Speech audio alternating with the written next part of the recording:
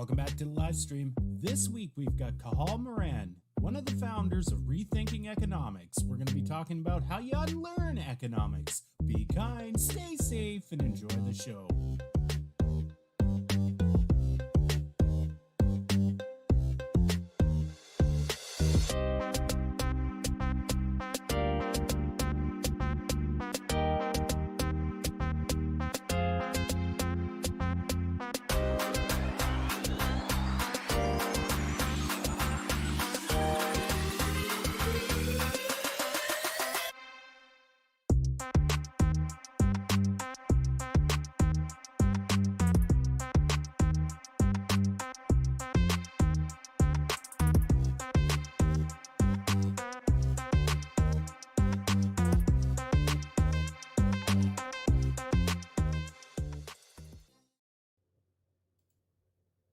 Welcome to Steve and Friends. Today we've got a guest, Dr. Cathal Moran, and we're going to be delving into the fascinating intersection, if I'm going to come up with a word, between behavioral science and economics. Now, I realize that the title of today's show is Unlearning Economics, but I think what I've been able to glean about Dr. Moran's book, or research, is that he's heavily weighted into the area of behavioral science and that intersection between economics. We're going to bring Steve in a minute, but what I'd like to actually prep Steve with is kind of the directions that we want to steer the show. I mean, I'm actually, what comes to mind for me when we think about behavioral economics, I think of Kahneman and the fast thinking and the slow thinking. The role of emotions in both rational and irrational behavior. These are very interesting topics, and I'm hoping to get some clarification and some discussion from the guests, and not only our guests, but also Mike Radzicki and also Steve Keynes. So with that, I think now's time to bring on Steve Keynes. Let's see what he's been up to and see if this is an appropriate entry into today's conversation. Steve, why don't you join us? Hi guys. Yep. So, well, the main thing I've done, I've just finished my new book called Rebuilding Economics from the Top Down. And that actually partially answers your query, because the reason I say top down is I don't think it's particularly, Carl and I might have a bit of a chat here on this front. I don't think there's much point in trying to build economics from the bottom up. I don't think we need to look at individual behavior so much. We need to look at the economic structures and basically herd behavior far more so than individual. Interesting. But I'll elaborate on that as we talk, yeah. And it's all fresh in your mind with your book, right? But would you say that the role of the bottom up could be more just educational about the top down? I mean, I something that comes to mind is in an exclusive top down scenario. I'm going to use the word oppressive. It's like, it's not a bi-directional, undemocratic. Like, I know these are not valid, I guess, objections, but they are things that kind of come to mind and would probably spark in the minds of people that try and parse what you're saying before reading your book. Like, what is this top-down sort of approach? Does it mean authoritarian? Does it mean no? Right? It means forget about micro. I mean, for a start, if you look back for the last quarter millennium of economic research, economic theory, it's almost all of it started from talking from the bottom up. You have, Smith was talking about the behavior of the individuals. Certainly, neoclassical economics has been nothing but the so-called behavior of individuals. And when we reason, we talk about the representative firm, the representative agent, all this sort of shit from neoclassical theory. And it's become ingrained in economists to think they have to start reasoning at the individual level. But the problem with that is that when you try to aggregate, it falls over. So what neoclassicals have done is make some of the craziest assumptions ever made, and I'm happy to quote some of them from my book in today's talk. But ludicrous stuff to get over the fact that if you start at the individual level, you are below the level at which economic behavior emerges. So fundamentally, the behavior of the macroeconomy is the emergent result of interactions of numerous individuals, but the emergence can't be found in the actual any isolated individual, and that's the way in which the model falls over. And I completely disagree with economics in one lesson here about wanting to use superposition. I think that's part of the problem. I know what superposition is from my mathematical training. It may be appropriate in some ways. I'd be highly unlikely to see it working, and it's far simpler to start at the level of macroeconomic definitions, which is what the book is based on, and showing you can build quite a realistic macroeconomics out of very simple macroeconomic definitions. I've lost the what is superposition? How is he using it in the context, the chatter? Well, maybe let economics of one lesson talk about it because he's obviously worked in the area more than I have. But Oh, I see. fundamentally, it says you can actually separate. Superposition means in many ways you can basically, in a sense, adding up, being able to structure stuff. Um, Oh, you okay. see, linear models can be superpositioned on top of each other. You can take apart the components. Nonlinear models cannot. And that's what Yeah. makes me rather skeptical because I see the economy as fundamentally nonlinear. So superposition goes against what I see as the basis of how the economy actually operates. So there's like a phenomenal or like an emergent phenomenon that emerges in a macro environment that doesn't translate to the bottom, uh, and Yeah. it doesn't Yeah, aggregate up, right? like here's my favorite emergent property, water. Okay. Hmm. What Hmm. does water consist of? Two atoms of hydrogen and one of oxygen. Yeah. Hydrogen freezes at about minus, 270 degrees, and oxygen freezes about minus 216. This stuff freezes at zero and becomes gaseous at above 100 degrees Celsius. So how do you put together, two atoms that are gases at 200 minus 270 and 260 and get them onto gas at plus 100? Now, then you've got to go into the properties that come out, then the way water behaves. I mean, water's the craziest stuff on the planet. If water wasn't, of course, the planet, we wouldn't be here either. But the way in which water behaves is crazy. Things like getting a meniscus, so you can have water above the glass because surface Yeah. tension occurs, which is not a common phenomenon in most liquids. It gets lighter when it freezes. Its solid form is less dense than its liquid form. That's also extremely unusual. If that didn't happen, again, life wouldn't exist on the planet. We would have frozen from the bottom of the oceans up and it'd be a ball of ice. So there's so many things about what we take for granted which come out of emergent properties. And one of the greatest works in terms of a conceptual foundation for looking at complex systems was done by Philip Anderson, who has a Nobel Prize, a genuine one in physics. Okay, so he Hmm. contributed to physics sufficiently to be given a Nobel Prize in the topic, and he wrote a wonderful paper called "More is Different," and points out that you cannot derive a high level operation like macroeconomics, as I say, from a lower level like micro. He gives the example and says that psychology is not applied biology, for example. Okay, and so at each level you get new behaviours which will give you a fundamentally different form of analysis to lower levels. So that's why I think there's been far too Hmm. much belief by economists that they can derive everything from the bottom up, and therefore they obsess about individual behaviour without realizing its emergent properties that you can probably, you can do it in a multi-agent model if you're a very sophisticated programmer, but it's an enormous amount of work. So I'm saying, look, throw that wrong direction out the window, work from the top down, and you'll much more rapidly get to a much more realistic economics than you get from all the bottom up garbage that neoclassical economists have been wanking on about for the last 150 years. Yeah, that's beautiful. I mean, Steve, you've said so much, and we could just delve into that. But and I love the water analogy, and speaking about water, let's I think we should bring Mike Radzicki into the studio and see what he's drinking. Mike, Because he's what are wet. you drinking? Now, hands free. Get He's that not beer. drinking. Get that beer, mate. Come on, get that beer. No, see, No, come on, come on. Not that one. he The other has to one. Come redeem on. it. He has to put Isn't that something? Rads.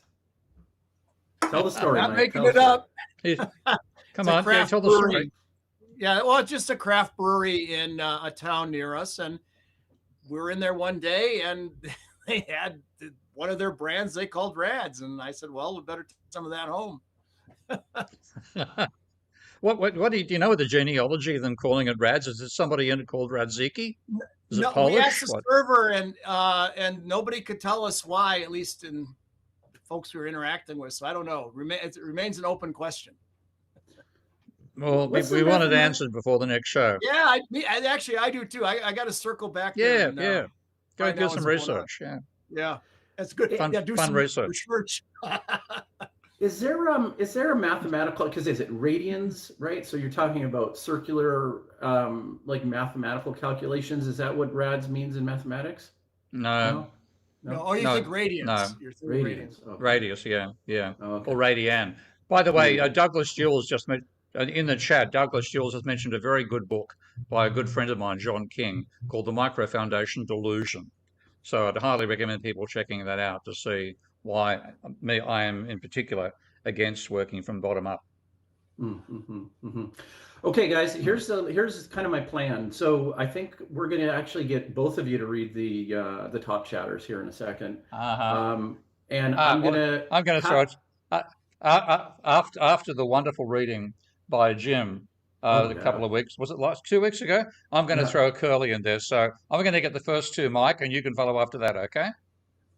Okay. We'll do a duet. Hey, we just make it up as we go. So no, that sounds great. Okay. That sounds great. Okay, so let's pull that up. Let's just jump into it. Let's do the top chatters. Go ahead, Steve.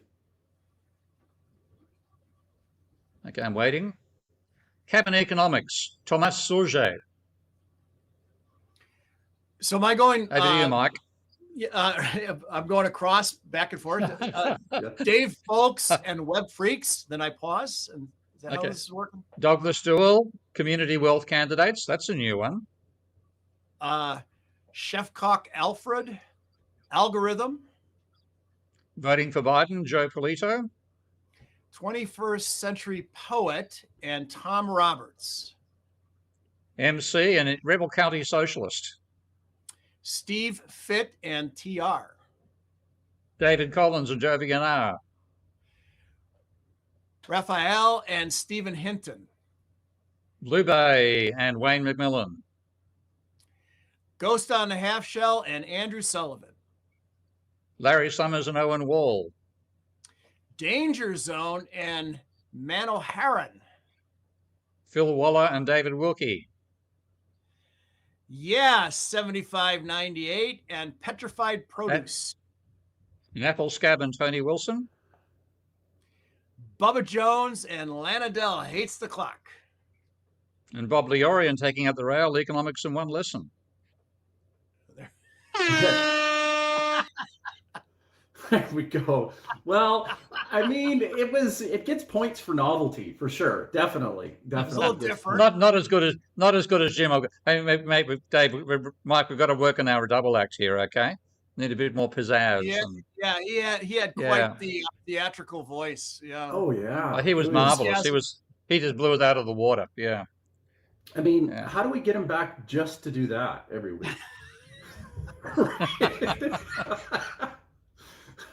Okay. Well, I think we can bring Cahal in a minute, but I wanted to maybe set the stage with some anthropology and Graeber's book on BS. So what do you guys know about anthropologists and Graeber's book on BS economics? You mean bullshit jobs?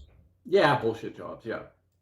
Yeah. Look, David was actually a close friend, and I have to say that his death in 2020 was more shocking for me than my own mother's death, because at least my mother died at the age of 94, and I knew by the time she got to that age, she said numerous times she'd lived too long. You know, she wanted to go to sleep and not wake up. Whereas David, the thought of losing David at the age of 59, with all he was contributing and all he could have contributed, and the great soul that he was, that was a huge shock to me. And I still think about him virtually every day. His book pointed out a wonderful contradiction in capitalism, that we have this argument about it being all about efficiency and therefore you wouldn't want to have any bullshit jobs at all. In fact, it's actually very largely about power and status, and there's an enormous waste in capitalism as well. And it's therefore quite possible to have people who set up hierarchies where they have a large number of underlings reporting to them, largely for the same reason the pharaohs did. You know, it has bugger all to do with efficiency, plenty to do about power, and a huge number of people finding themselves working in jobs which they think is either no social contribution or negative. And that certainly applies to a lot of the finance sector and a lot of the legal stuff that we need laws. I'm not going to argue against laws by any means, but a huge amount of law. So I'll give you a little anecdote on that front. I was forced by my first wife into buying a shit computer because she wanted us to save money. And that shit computer broke down 3 times in 1 week, 3 different machines. And I finally ended up suing to get my money back. And they gave me a free printer with the computer that they then wanted to charge me $500 to hang on to. And I said, bugger that, I didn't want the bloody printer. I wanted the computer that works. So I went to what's called the Small Claims Tribunal. And because I had a law degree, the student who was actually doing the selling brought along a lawyer with him. And it became obvious to me with the hearing that the adjudicator just wanted to reach an agreement. He didn't care who was right and who was wrong. And the lawyer came over when we had a meeting outside, and the lawyer came over and said, look, well, this is the deal we're going to suggest to you. And if you don't agree to it, we're going to hit you with this writ and that writ, and you'll never see your money. And I'd done a law degree, and I knew quite a few lawyers. I said, listen, mate, I've done a law degree. I know that the whole purpose of law is to slow down the execution of justice. So shut the fuck up and let's work out a deal here. Now, he basically fell over backwards. He didn't say another word. I had him in personal existential shock because he realized that's what he was doing. He was slowing down the execution of justice. That's the definition of a bullshit job in the legal fraternity. And a huge part of what people find themselves working in our system is bullshit. And when David made that little blog post, he then got hundreds of people writing back to him saying, yeah, you're right, my job's bullshit. Yeah? So it's an incredible insight, the sort of thing which David was just a past master at. His capacity to think outside any box whatsoever, including anthropology, was an enormous contribution. I'm very, very sad that it no longer happens. Yeah, nice mini tribute. I remember you speaking multiple times about him, and that's nice to hear again. Mike, what about your before we bring on the guest, what are your thoughts about anthropology and its use and role with economics? Did you bring it into system dynamics or any of the curriculum with your students? Well, I'm certainly not trained as an anthropologist, but the notion that, excuse me, economists should get out from behind their desks and go and find out what's happening rather than they build mathematical edifices from their mind behind their desk. And then the real world is they go and download a data set in an Excel spreadsheet or flat file format and torture it with statistics. And that's the real world. Seems to me rather odd. I mean, there's probably some value here and there to doing that, but how about we get out from behind our desks, and if we're going to build a financial sector, go to a bank, spend some time there, and ask people, what do you do? Go to this your regional Federal Reserve Bank, attend some seminars there, and talk to those people and say, what do you do all day? If you want to put in a pricing sector, talk to somebody who does that for a living. They can tell you what they do very precisely, and you can write equations that capture that stuff. So to the extent that anthropologists do that and know how to do that without sort of the social version of Heisenberg's uncertainty principle, to observe is to disturb, where the fact that you're there watching them and asking them, they change what they're doing because they're uncomfortable or whatever, So anthropologists have techniques, I believe, that allow them to, as much as humanly possible, observe but not disturb. We should be doing that. And as a profession, we typically don't do that. And shame on us. Yeah, absolutely. Yeah. Okay, time to bring a guest in. We're 20 minutes in, and it's about time. So let's. Before we do that, just finally, I want to bring up that we're now on Steve's LinkedIn page, and he needs to grow that channel. So if you can support Steve on his LinkedIn channel, that's great. And let's now bring in Cahal. Hello, everybody.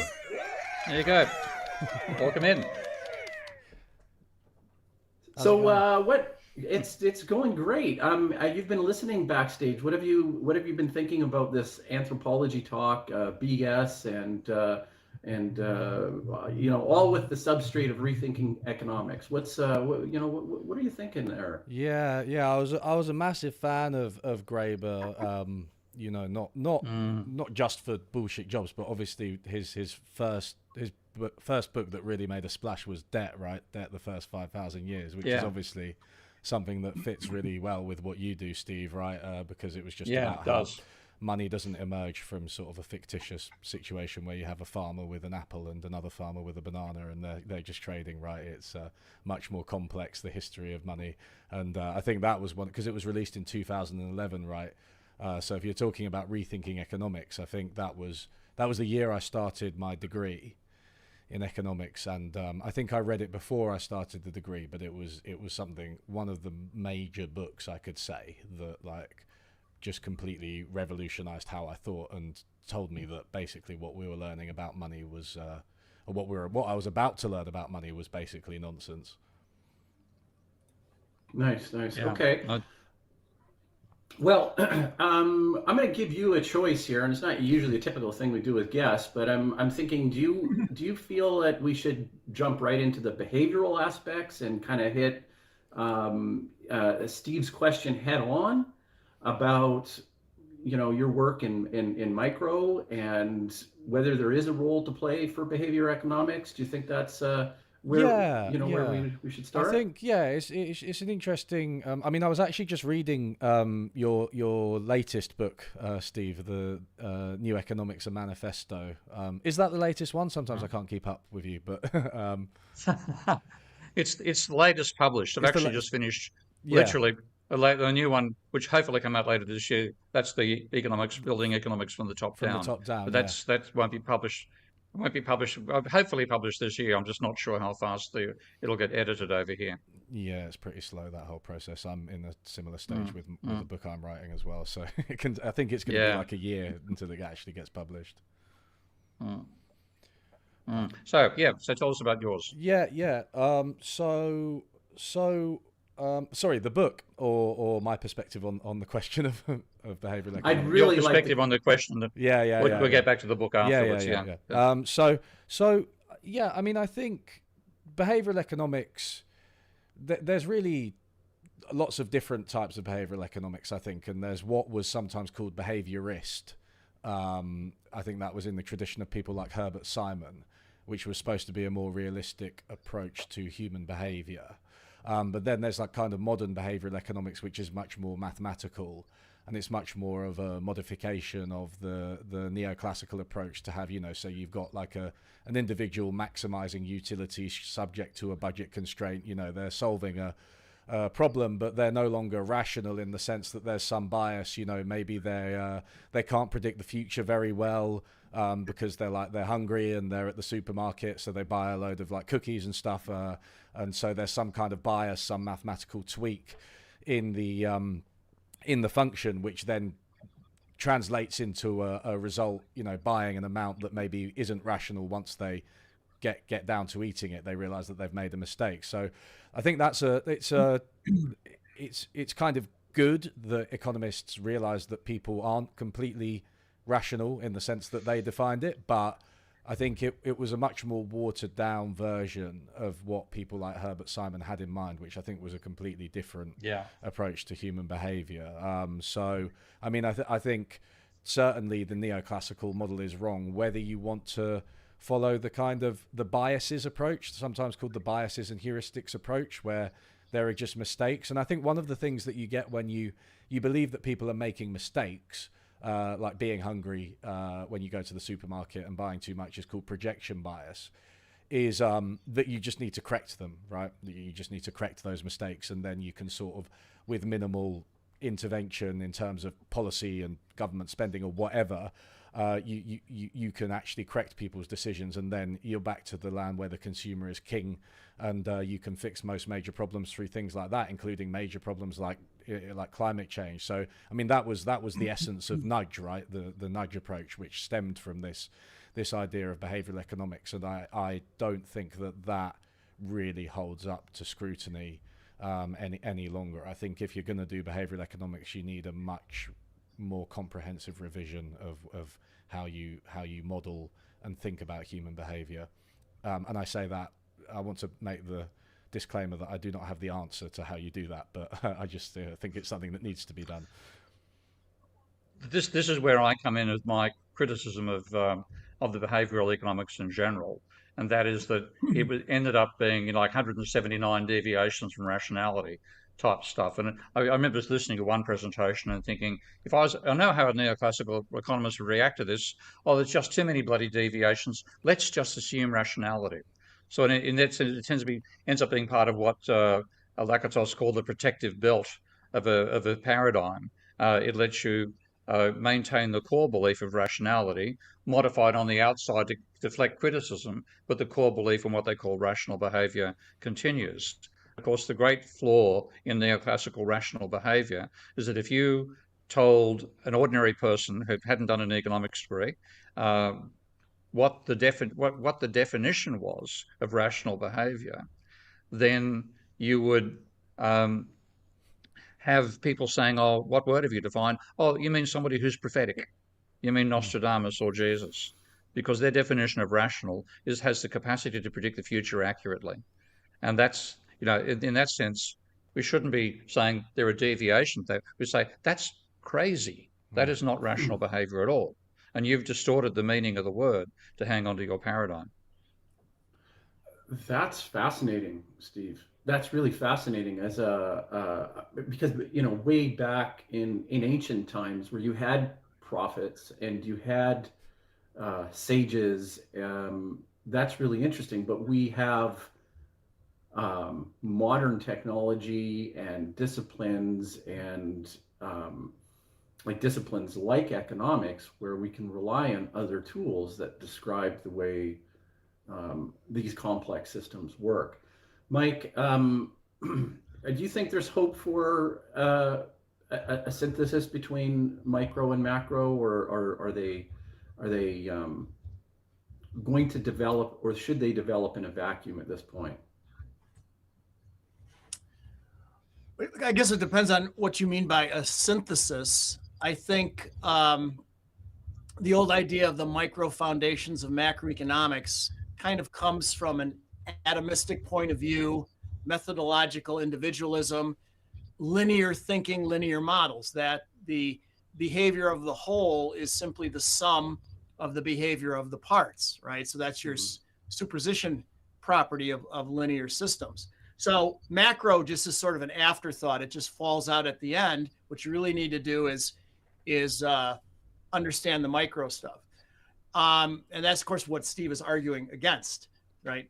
That systems are nonlinear and you cannot analyze them that way. The sum of the behavior of the whole is more than the sum of the behavior of the parts. You have to look at the interactions and what have you. Now, having said that, I personally believe that as long as we're taking a nonlinear approach and looking at the interactions, it's perfectly fine to say, all right, at the micro level, at various places in the system, what are people really doing, rather than assuming some kind of rational behavior or providing a very, very simple representation of what they might be doing. Are they anchoring and adjusting?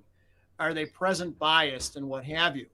And then you can, by the way, when you get that nailed down correctly, in a manner that would be consistent with what's found in laboratory experiments, for example, or in the field by behavioral economists, where they would say, yeah, that's what we found. A lot of people do that. They anchor and adjust, let's say. The question becomes, so I don't know, Dick Thaler, somebody like that who's advocating, well, get people to save more for their retirement, have them save more of their raise rather than their present salary. Well, let's try that on the model. And let's see, with this holistic, all these interactions and feedbacks and so forth, is that really a leverage point, right? Because we've got the human decision making right, at least as far as we know from laboratory experiments, what have you. We're taking a nonlinear approach, right? But we're looking, if we want to change the behavior of the system and make the airplane fly better, you got to redesign it, right? Where are our leverage points? It may or may not be a leverage point correcting these biases. So I think that's where kind of all meshes together, and where we might have something to say with our simulation tools. Mm. And you also got social classes as well, which I think that's the neoclassics have abolished the thought about social classes. And we don't think we have working class these days and middle class and capitalists, but we do. And we need to look at the Yeah. social behavior as, individual behave within a social context. And that's the thing which we've lost courtesy of the neoclassicals. We need to bring it in, and we need to bring Carl in because we're cutting you out of the conversation, mate. So It's fun. I don't know. No, I mean, it's interesting you mentioned class, because I think one of the useful things that has come out of what you might call mainstream behavioral economics is the work of Melanchthon on the effect of poverty on decisions.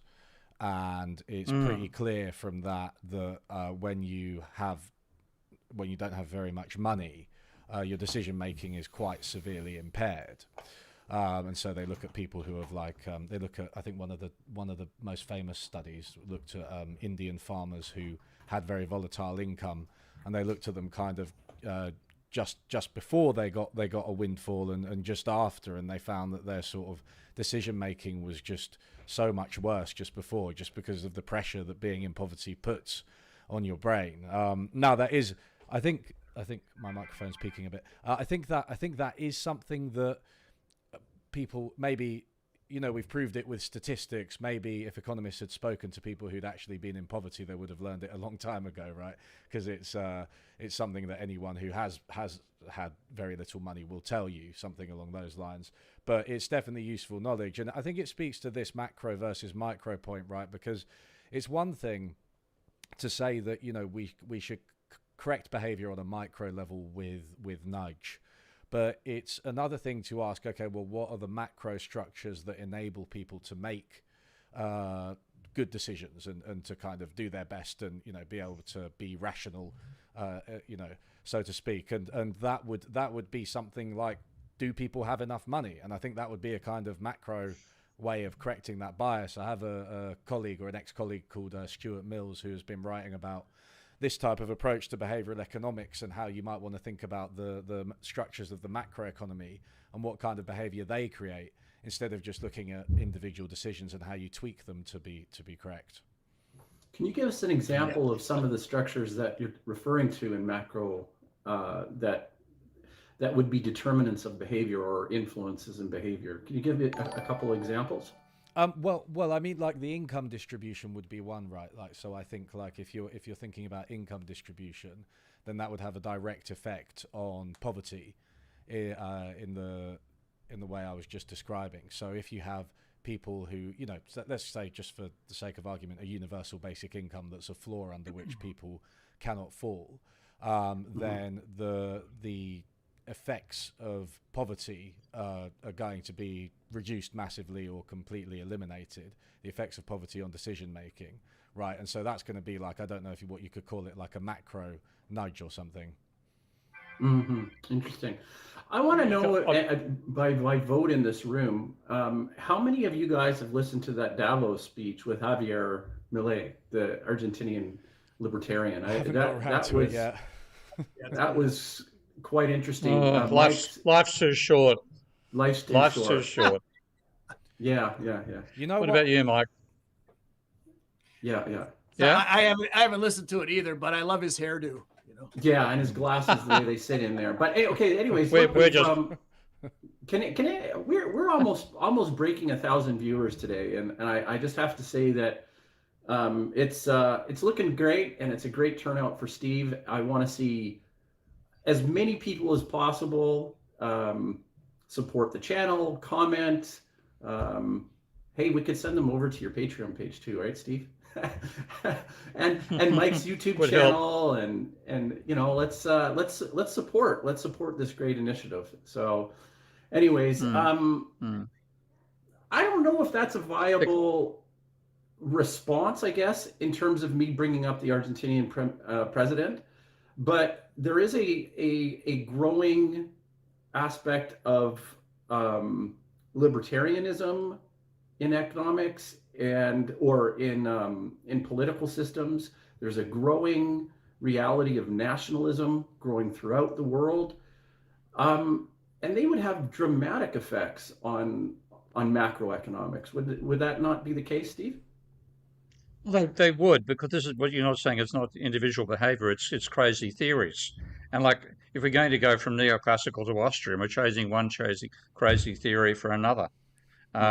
So I'm sitting back to watch the Austrian experience in Argentina. I mean, one obvious, Argentina's massively screwed up economy and has been for a century. So I can understand people going for an extreme solution in that situation.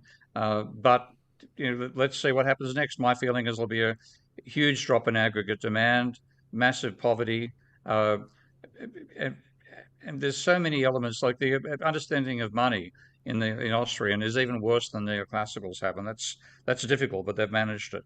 So shutting down the central bank, all these sorts of things.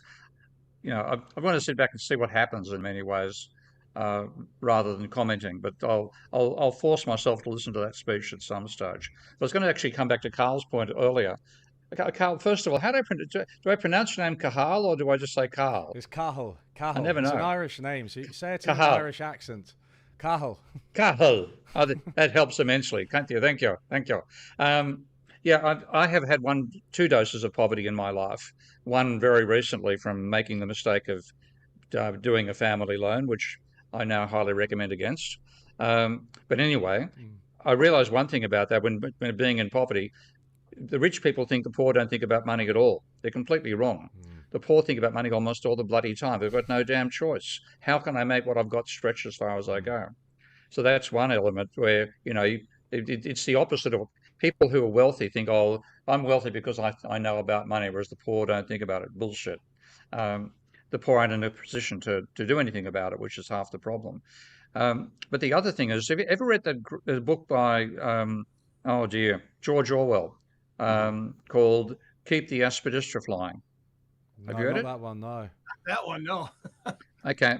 Have a read. It's one of his great under-recognized novels, and it's much more a novel than most of the other works. I mean, 1984 and Animal Farm and so on are in a sense, very stylized.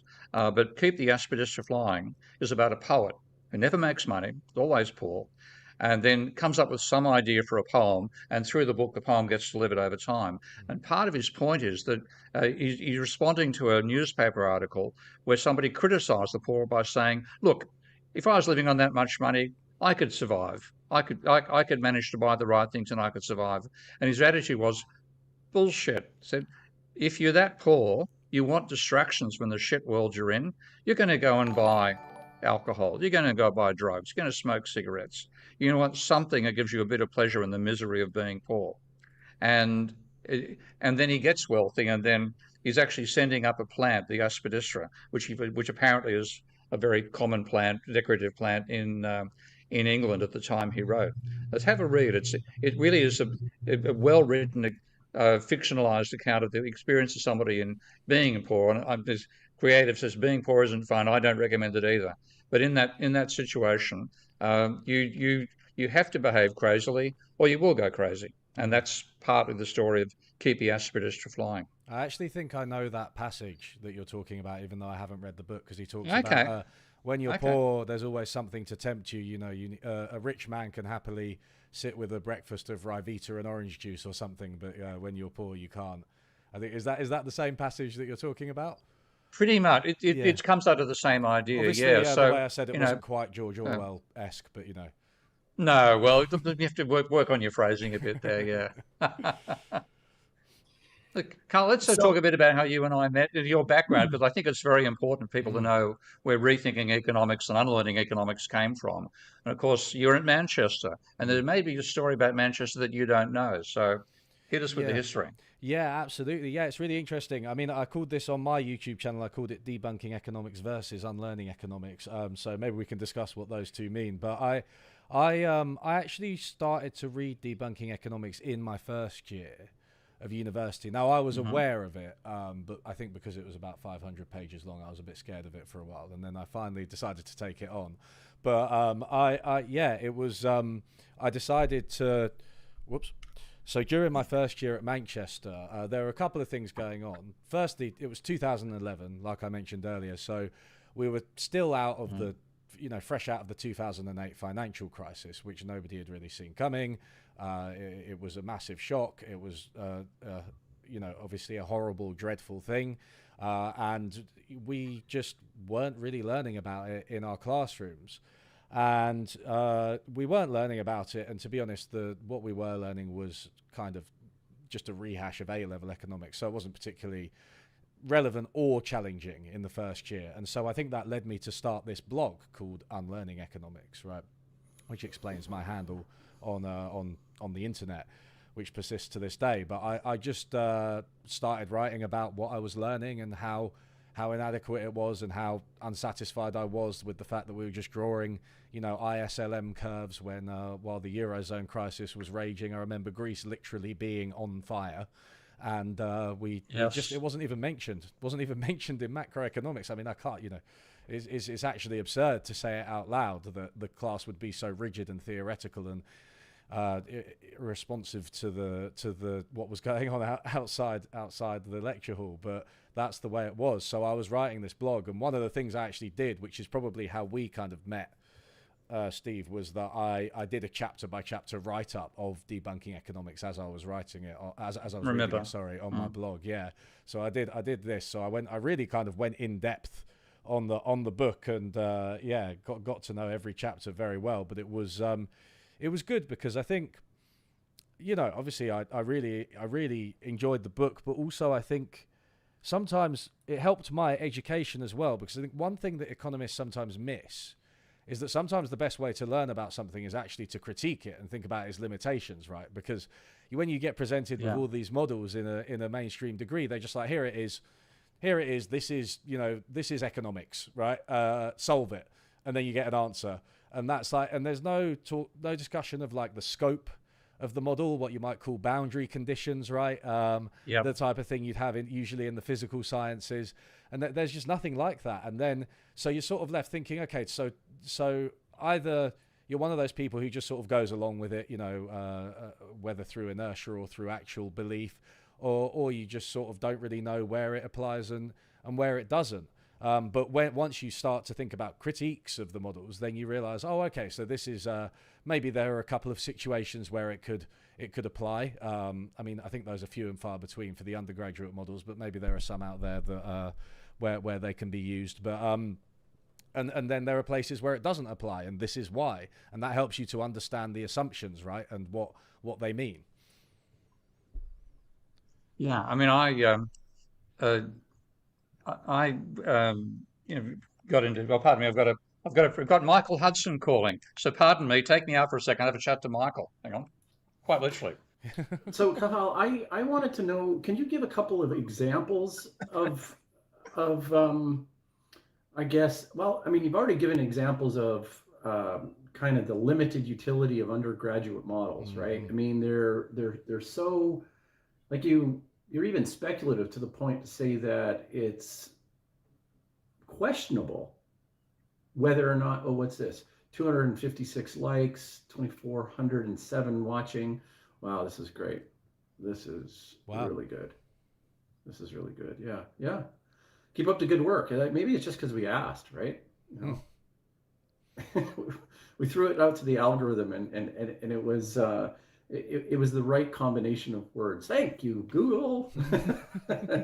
Anyway, so I guess I'm looking for something a little bit more concrete with your work. I'm looking for something something that excites you, that I can tease out of your book, that you can share with the audience, or your research. What are you working on that's exciting and that's very novel, unique, and very you? I mean, so I'll tell you about the book I'm writing. So the working title I've got for it at the moment is Why We're Getting Poorer, and it's intended to be a fairly, in the same manner as my YouTube channel is, a fairly accessible, but also hopefully rigorous, although I don't really like that word because mainstream economists use it too much. But hopefully a kind of credible and evidence-driven and theoretically grounded approach to a lot of the problems that we seem to be facing in our economy, since, for a long time, but since the 2008 financial crisis, which is my adult life, it seems like we had that crisis, you know, and then we had like austerity in the UK, especially, also elsewhere across Europe, right? The Eurozone crisis.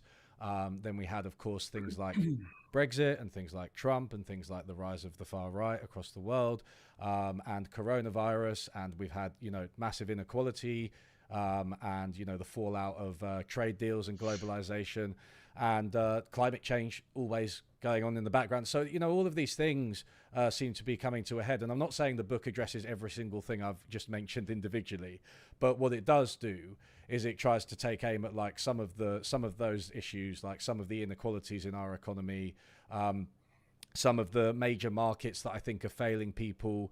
The cost of living crisis is another one, right? And you know, things like housing, and just try to explain them from what you could call a heterodox perspective, in the sense that it's not really a mainstream neoclassical perspective, but, you know, just in plain language, and in a way that, you know, is hopefully trying to push for some kind of serious radical solutions to those problems, not just you know, tweaking around the edges. Would you say it's more of a post-Keynesian approach then? I mean, I would consider myself a post-Keynesian / behaviorist / institutional economist, which sounds like a lot, except that if you know those schools, you'll know that they all sort of fit together quite nicely. Because I think one of the major things, so one of the major things about post-Keynesians, which struck me, which I really liked when I, for instance, read Debunking Economics and you got onto talking about money, same for David Graeber's Debt, is when they ask, you know, how's money created, how does money work? Then they just say, okay, well, let's go to a bank. Let's go and look at a bank. Let's go and look at the balance sheets of banks. Let's learn how to do accounting, right? And it's like, I mean, it sort of infuriates me when I think that there are people who would actively choose not to do that, even though they had the option. And they're also like arguably in the mainstream of the discipline, right? But it's like, that just seems like such an obvious approach. But that's also the institutional approach, is to look at history and the institutions, obviously. And so that's why I think it meshes quite well with post-Keynesian economics. And so the book is, in a way, very historical, right? That's the type of approach I like to take. Mike, that's like Mike could come in just after that point is about observing and seeing how things work and then building a systemic analysis of it. That system dynamics orientation. And I remember saying quite a few times with people saying to me during the financial crisis, look, don't economists study the Great Depression? Don't they know what caused it? And I said no and no. They do not do the historical work. They don't do the field research. In fact, they disparage both of them. And I've been in economic departments which have voted to shut down economic history and shut down history of economic thought. So it's actually not based on observation at all. It's armchair logic. Mike. So I thought I'd, weigh in and talk about a game we play in system dynamics that kind of ties into a lot of what's being discussed here, including the notion of sort of Cahal's idea of sort of a macroeconomic nudge and some of the things I talked about prior about redesigning the airplane. It's a well-known game.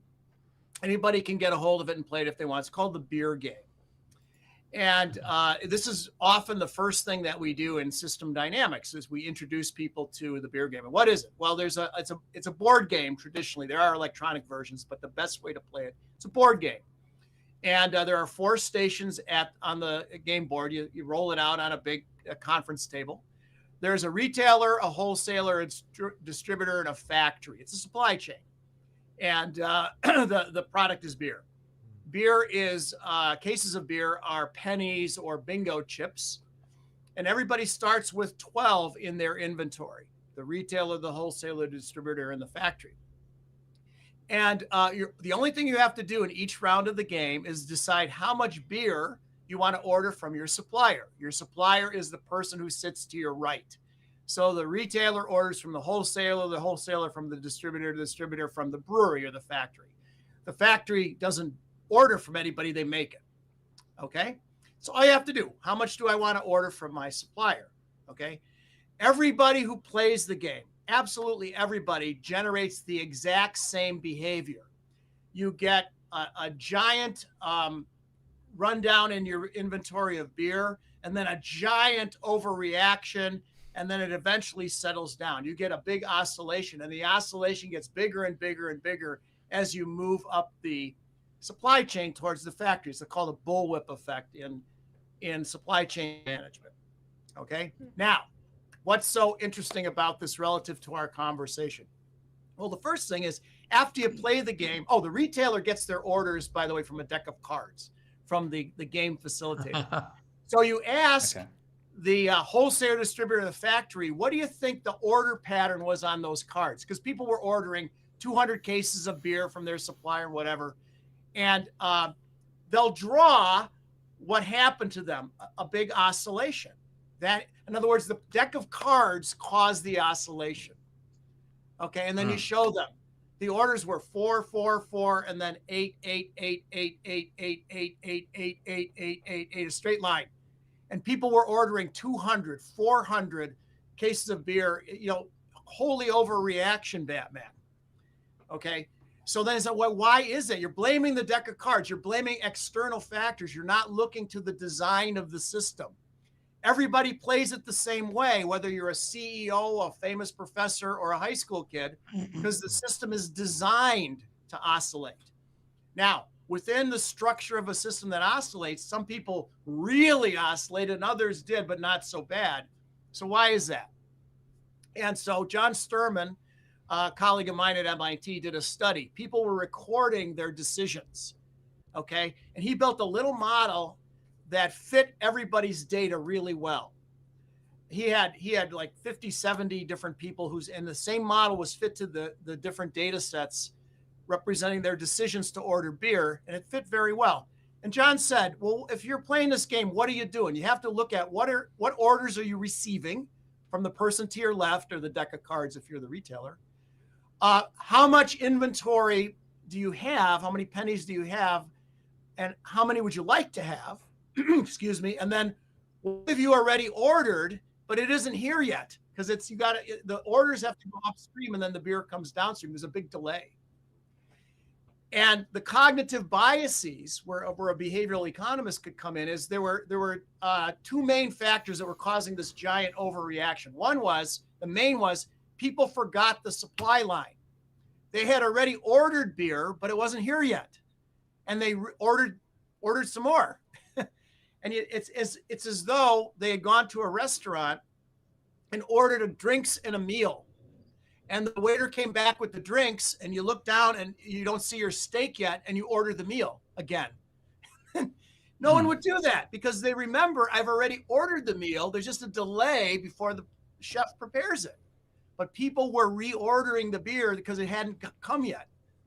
And then the other one was people would jump in orders from the deck of cards or from their customer downstream, and they would overreact like, oh my gosh. And they, so you had a bunch of, so then you get into, okay, how could you, at your position in the game, given it's going to oscillate anyway, what could you do? Well, you need information about the supply line to remember that or what have you.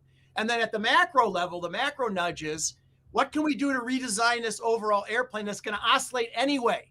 Even if you play well and you sort of tap down the cognitive biases, the overreactions and forgetting and whatever, it's still going to oscillate, but not as bad. But can we do something to fix that? Can we redesign how the system's structured, reduce the delays, change the information flows, and what have you?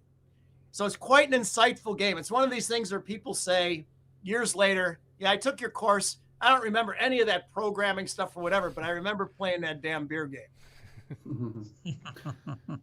Cahal, that shows the structural and that shows the structural and systemic nature of a capitalist system, and that's what system dynamics is much better at than behavioral, because behavioral has focused. Cahal can talk about ways that it might be changing, but it focused on how an individual's behavior is rational or irrational given a set of costs and utilities. Whereas the real thing, it's a system of processes, and the interaction of systems gets in the way. So my favorite example of that was actually an academic paper I did with a friend in Perth, Max Kumaro. Max was an expert on commercial real estate, and what he found was that the commercial real estate booms and busts were common, of course, in commercial real estate.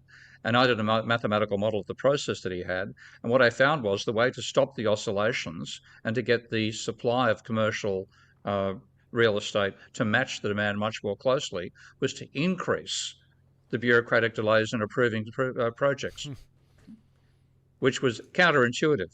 If you sped it up, you got more instability. Oh my, I don't like that. Steve, I don't like that at all. I want to critique. I want to offer a criticism, Mike, though, because I was following you on that beer game, right? But I don't know if the analogy of the waiter analogy is the right analogy, right? I mean, you didn't get your steak, so you ordered another steak. But I'm an order taker. I was in supply chain, and I was a category manager for a billion-dollar company. Well, I mean, operating company called Cisco in the United States. They're all over the United States, North America's biggest. Yeah. So we would have inventory replenishment systems.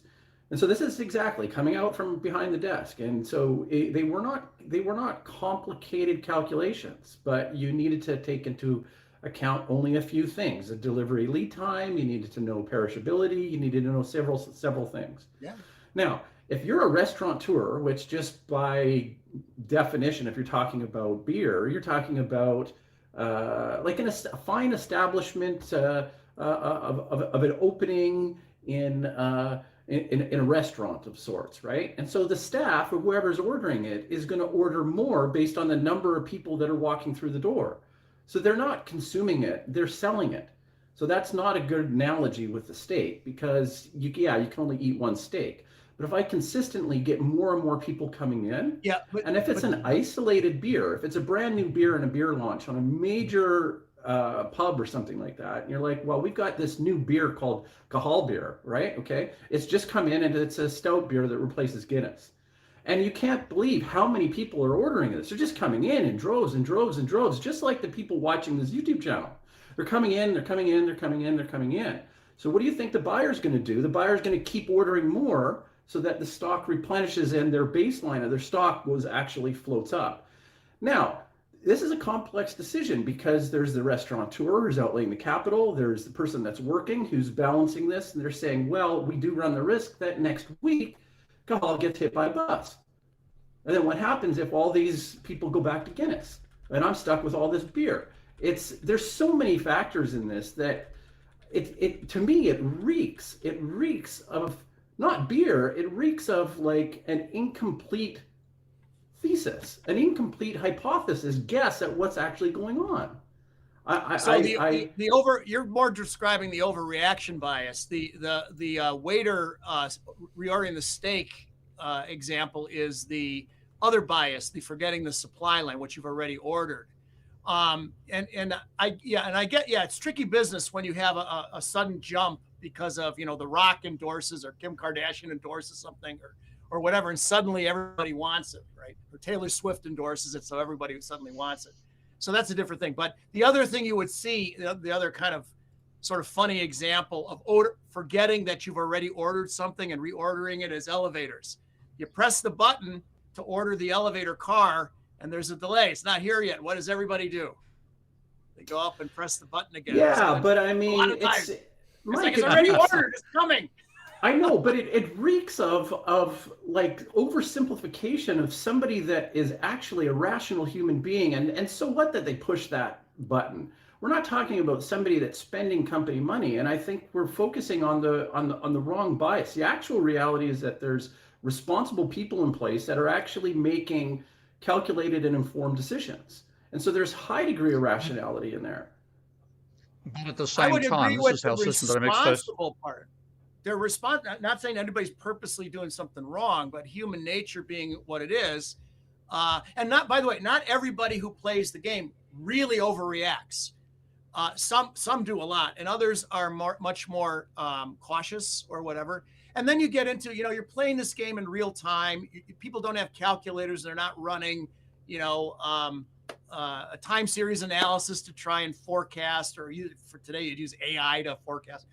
So, but that comes after the game. The game is intended to stimulate thinking, right? It's not intended to be truth or something. You say, well, how would we redesign the system? And you might say, hey, this is tough. When there's a jump in orders, it's intended to shock the system, like the airplane's flying along and a burst of wind hits it, right? Now there's a shock.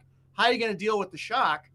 Well, if we had better tools to better predict order streams and is this a one-off kind of thing or a fad or whatever, then we would, the system would behave better, right?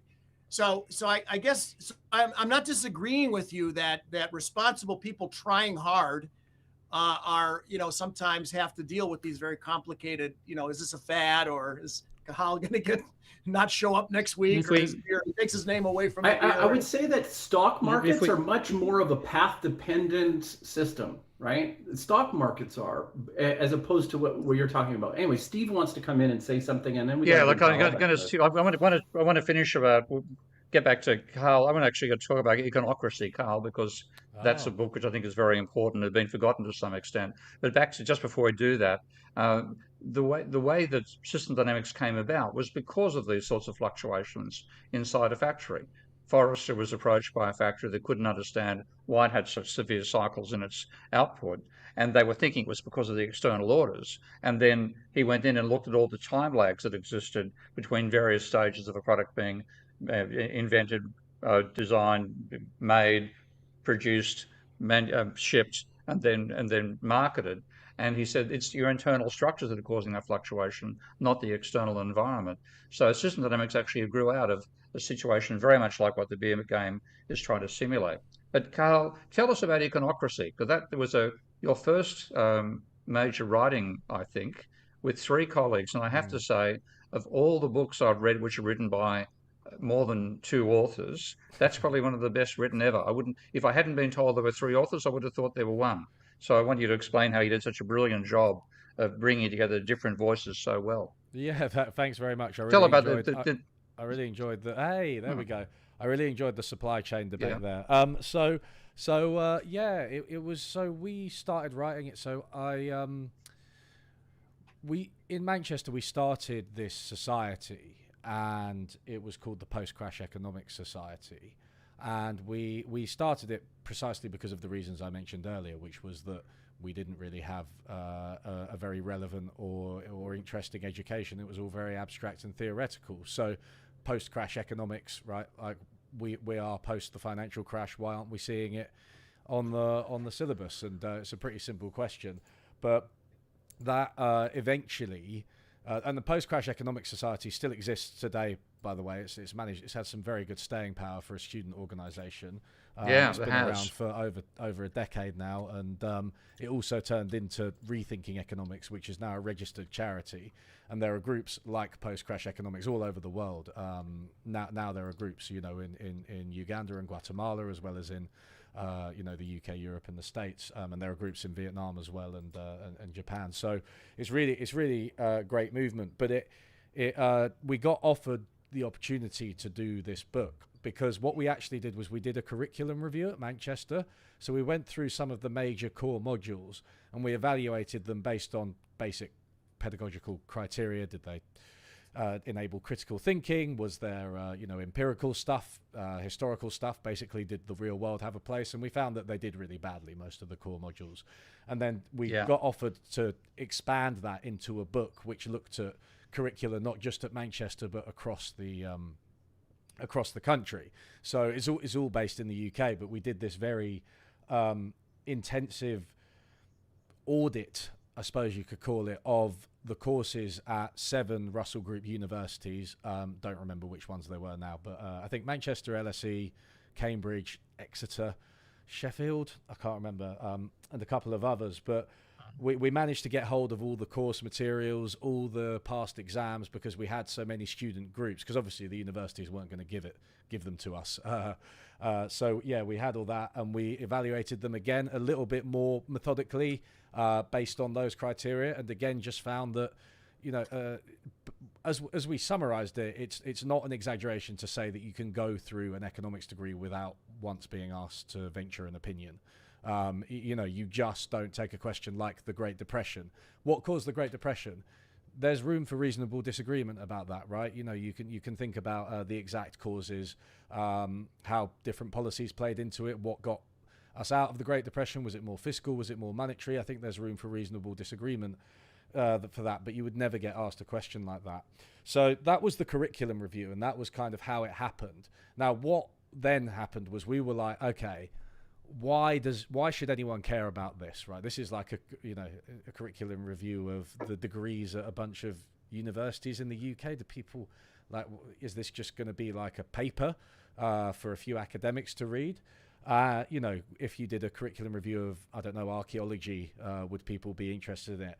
And we realized that obviously that which is now obvious in hindsight, the reason that this is so important is because economics affects everyone, because economics is so widely used in the world. It's the language of policy debates. Economists are employed extensively by governments as well as the private sector, and it's economists appear on the news all the time. We're always focused on things like GDP, inflation, unemployment, economic quantities. You need to understand this to really be a participant in political debate, it seems. So we decided to call the kind of society where economics played such a prominent role in politics an econocracy, right? Like a democracy, but econocracy. Like a theocracy. Yeah. Or a theocracy. Yeah. So a lot of people find the word econocracy hard to say, but we decided it would be not as hard as your first name. Well, no, yeah, exactly, yeah. Say it with an Irish accent. Econocracy. Yeah. So econocracy. Yeah. A Scottish accent. I should have picked it up. Yeah, that's right. Mid country. Yeah. So that was just the book, and that was like how we kind of motivated it, and then tried to broaden it to tell people why should you care about the curricula at Russell Group universities in the UK. But it turns out you should, because when a bunch of people go into these important positions with an education that's completely inadequate, then they're going to make some pretty lackluster decisions. And that's been the history of England ever since. Yes, Mike. So I'd like to toss a question to Cahal. It's in the behavioral economics realm. It seems to me that of all the various cognitive biases and what have you that people employ when they make their actual decisions, in economics, I believe the most important one is the formation of expectations. And in heterodox economics and post-Keynesian economics, as everybody knows, we deal with uncertainty and non-ergodic systems rather than ergodic risk in systems. But so many economic decisions are made based on expectations. Rational expectations are ridiculous, in my opinion. Adaptive expectations doesn't get us that much farther down the road. I've done some behavioral expectation modeling with anchoring and adjustment. But if you read Keynes's chapter 12 on his beauty contests, like, wow, it can expectations in an uncertain world are really hard to model and capture. And yet I think they're so important. So what is your view on expectation formation and its modeling and its role in economics? Yeah, it's a great question. It's so important. I mean, it goes back to this rational expectations, and this was like one of the things that we were learning, right? These models with completely rational expectations, and like Steve said earlier, rational means clairvoyant. It means able to predict the future. It means you know all of the future possible states of the economy and adjust your behavior accordingly based on those probability distributions. That's not rational. It's just completely counterfactual. It's prophetic. It's prophetic, but it's just like, it's completely ridiculous, right? There's absolutely no way anybody can know anything even approximating that about the economy. So I mean my view of expectations, I'd love to sit here and tell you that I have a really well formulated view of how people create their expectations. I can only really tell you that I definitely don't think that they're rational. But I think one of the things about like fundamental uncertainty and Keynes' beauty contest. So just in case anybody listening doesn't know what that is, I might just explain. So he said a beauty contest where your people are basically not just guessing the answer to how, not just putting forward the answer, to rating how beautiful someone is in a newspaper, right? What they're actually doing is they're trying to guess what other people's answers are. But then what you get is actually, it's not that you're just guessing what everyone else's answer is. It's that you're trying to guess what everyone guesses the answer of everyone else is going to be, right? So you reach like a kind of third degree, right? Of like, not just like, what do I think? And not just what do other people think, but what is everyone going to think, right? And knowing that everybody else is thinking this. So yeah, this is the beauty contest, right? And my inclination with this is all, and it goes back to what we were discussing right at the beginning with the behaviorist stuff, is just that when it's given this fundamental uncertainty, right, and complexity, and the fact that we really, really don't know what's going to happen in the future, even with probabilities, I do think that's where you get people just falling back on like much more simple rules, right? People use really simple rules, and the psychologist Gerd Gigerenzer is really good on this, right? He's kind of toes the line between that irrational-rational divide that we were discussing earlier, where he's like, you know, people will just take a very obvious cue, in their environment, right? Or they'll like, for instance, the most obvious one is just copying what the person next to you is doing, because that's good enough. That's literally, you know, what you go into a room and everybody's silent. You probably think, oh God, okay, everyone's silent for a reason. Maybe I shouldn't, you know, play the trumpet or something, right? So it's just, I think that's why we just, yeah, yeah. Thanks for bringing it down the tone, Steve. But yeah, like literally. So I'm Australian. but yeah, we just fall back on these fairly simple rules, and Gigerenzer's work's really good, right, on like what kind of rules are best for us to use, what kind of simple rules, and not just like optimizing mathematics, what kind of simple rules can make predictions and things like that. So, I mean, that would be my answer. I hope it answers your question. Yeah, well, it's a sticky wicket, right?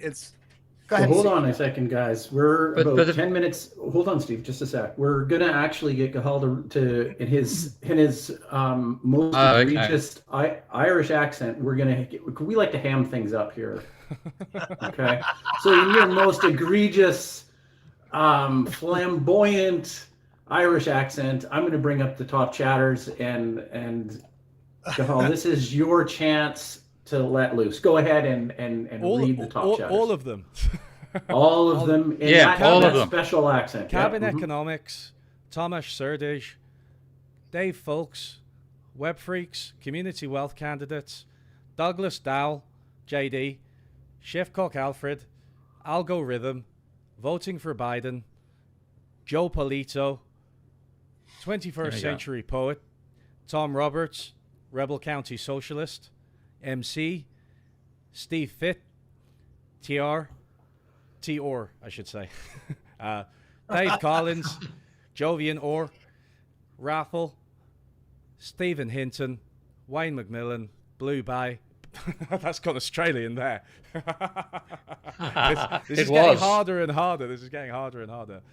Ghost on the Half Shell, Andrew Sullivan, Larry Summers, good one, Owen Wall, Danger Zone, Man Oren, David Wilkie, Phil Waller, 7598, Petrified Produce, Tony Wilson, Apple Scab, Bobby Jones, Lana Del Hates the Clock, Economics in One Lesson, Bob Leori.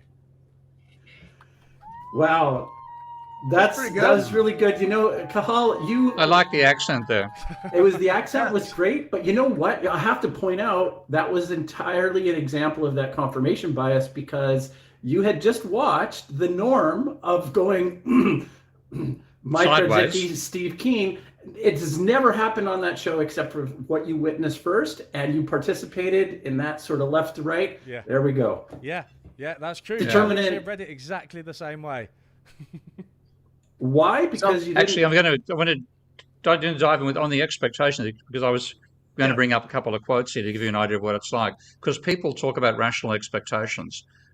But have you ever read the original paper that gave us rational expectations? John Muth's paper? Muth, yeah. Okay. Here is Muth. The hypothesis asserts three things. One, information is scarce, and the economic system generally does not waste it. You can stop right there, because if you say something is scarce according to neoclassical theory, it has a price. And if it has a price, you don't buy an infinite amount of it. You buy it up to the point at which the marginal utility of more information equals the marginal cost of acquiring it. So therefore, according to neoclassical theory, it's rational to be irrational. Now, is that what they did? Bullshit. They simply assumed information is scarce and free. Now you find me a planet on which that applies, and you might find neoclassical economics working. And if you want to go to somebody we all like rather than the nonsense of neoclassical, the word that you have, just to check and see what you guys know of Minsky. What's the word Minsky uses before the word expectations? Unstable? Yeah. Hey, I've won here. Is it unstable? No, I should have put a bet down here. Euphoric. So what he talks about is expectations changing through a cycle. So he said, if you start in a slump, everybody thinks the slump is going to continue. So what then happens is people are very conservative in what they put forward as policy, as investment proposals. You'll only put forward for a bank for funding or for equity finance really conservatively estimated projects. Now, because they're conservatively estimated, most of them succeed. And then what happens is people say, oh, we were too conservative. If we'd had more leverage, we would have made more money out of that game. So expectations shift from being depressed to euphoric and cycle and so on and so forth. So what you've got in Minsky is a realistic understanding of expectations formation. He's really taken Keynes's idea and made it into a systemic attitude as to how expectations shift over time. So and this is Carl, you talked about the gap between what economists do and what people think economists do. And people like Minsky actually do what people think economists do. They go and ask banks how do they operate. They go and talk to people in boardrooms and work out how their behavior shifts. So the realistic stuff comes out of the post-Keynesians, generally speaking, because they're the ones who go and ask the questions. Yeah. So if I can, that was actually quite good, Steve. That was great. Let me pose one other question that I had here. Well, no, but I'm sincere. Believe it or not. Credit is due when it's due. I have one other one. I've got an advantage. I've been saying got an advantage. I'm here at beer time, but I haven't had any beer. But I'm trying to behave like I've had a beer. There you go. Yep. So I want to put another one on Cahal's plate, just because he's more of an expert than I am on behavioral economics. But another one that I think is very important, another bias or aspect of human decision making that's important for economics, is risk assessment.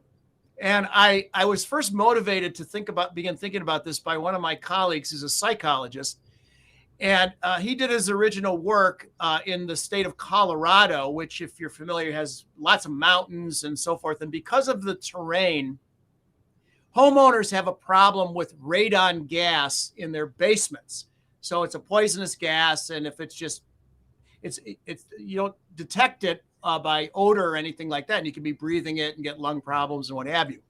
So the state of Colorado, as a policy, offered free radon testing kits to any citizen who wanted it. And you basically open it up and leave it out for, I don't know, a week or something, and it absorbs radon gas if there is any. Then you put it in a stamped, self-addressed envelope kind of thing, and you send it into the a lab, and for free they'll test it and tell you if you have a radon gas problem in your basement or your cellar. Well, you would think darn near every homeowner would get one of those because it's a problem and it's free, but only a small fraction of the population of homeowners bothered to get the free kit. Of the people who bothered to get the kit, only a fraction put the sensor thing out. Of the people who got the kit, put the sensor thing out, only a smaller fraction sent it in for testing. And of the people who did all of that and the people who had radon, nobody did anything about it to vent it.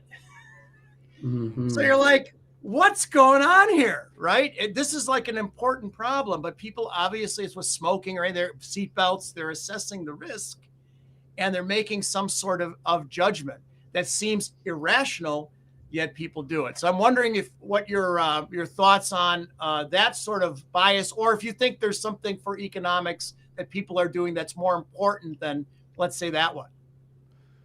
Yeah, I mean, my behavioral economist answer, which is quite individualistic, but I do think it holds some water in this case, is one thing's for sure. I don't as I implied earlier, I don't like doing behavioral economics in the way that's like, everyone's irrational and we need to correct their behavior. But one thing is for sure, we are absolutely terrible with probabilities. We really are bad as humans with probabilities, and there's loads of people, Gigerenzer, for instance, really disagrees with Kahneman and Tversky about the prevalence of biases, how biased people are, how wrong they are, but he agrees we are really bad. And you can give questions to doctors about the efficacy of a vaccine, and you can give them like the efficacy of the vaccine, the number of people in the population, the number of false positives, the number of false negatives, and then say, so how many people are going to have a false positive, and they'll just get the answer wrong, like quite consistently. So it does seem to be persistent for everybody, and low probability events especially. So I think, there's one thing. The first thing is it a low probability event? But I think it's clear that people are thinking of it as one, right? Like we do have this tendency to be like, it's not going to happen to me. We don't really, or this really low probability event is basically as good as no probability. So behaviorally, that's probably what's going on there. The other question I would ask, and this is something that like I've written about more in the context of climate change, but I actually just released a paper about the limitations of like green nudges in affecting pro-environmental behavior. But how easy actually was that process to get one? Because literally every step you put on, between the person deciding they're going to do it and actually doing it and, reporting the results and changing something, that literally every step, every transaction cost that you put between them and actually completing it is going to take out like, another 20% of the population. Right. But you said the way you described it, it was stages, right? And the more stages, there's just no way people are going to do it. It's just inertia, really, right? But I wonder if it was just too tricky a process, to be honest.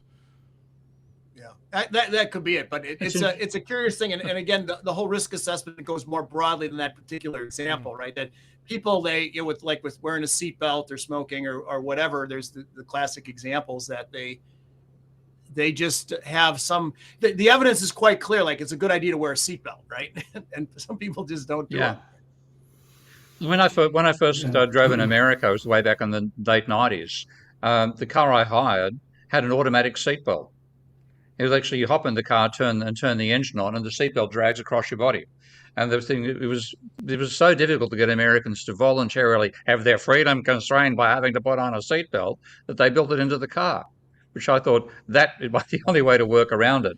I think apparently Americans do wear them voluntarily these days, but that certainly wasn't the case in 96. On the radon gas is a radioactive radium, is it not? I think it's radioactive. Yeah, it's due to the geological formations. Yeah. And I can't help saying, I'm sorry, is this where Rocky Mountain High comes from? Yeah. I feel like I'm John Denver. God almighty. But I don't know.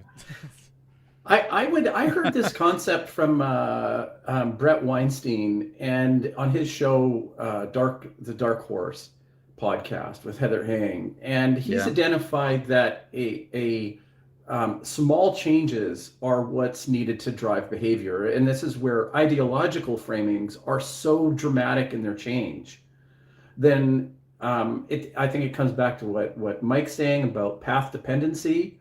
And I think it comes back to what everybody's saying about discounting risk, especially with the time bias moving into the future, right? I mean, and I guess the most prevalent example is, save for retirement. You'd be like, yeah, when I get there one day. Well, boom, all the people who are in the upper age brackets are going to say, it comes at you really, really fast.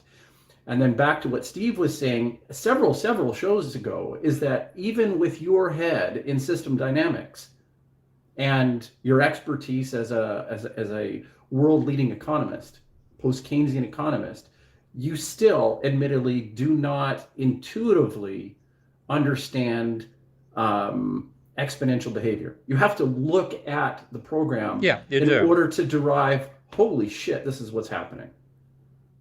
And that's one of the great weaknesses of trying to bring it all down to the individual level as well, because it presumes the individual have the capabilities to do the analysis at the systemic level. But one of the classic statements, as you'd know, is that one about humanity's great failing is the inability to understand the exponential function. And we just don't think that way. We think in a very linear way. And yet the world was exponential. So the classic is, and this is work by Tom Murphy, somebody I want to have on the program at some stage as well, the physicist Tom Murphy, who, of course, by training has to understand exponential functions.